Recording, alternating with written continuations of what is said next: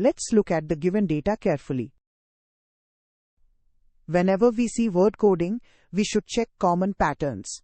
It could be vowels, consonants, alphabetical values, or total letters. So we will test it one by one. First, let's count vowels in reason. But the code is 5, not 3, so it's not number of vowels. Now let's count consonants, which is 3 again. That's also not 5, so not consonants either.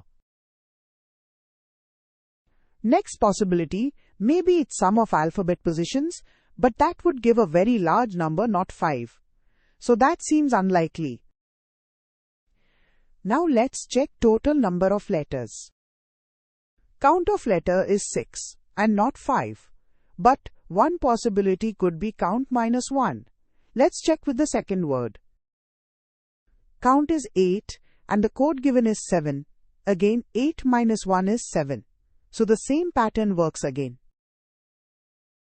Therefore, the rule must be code equals number of letters minus 1. Now let's apply this rule to government. We get 9 by applying the rule. So the code for government is 9.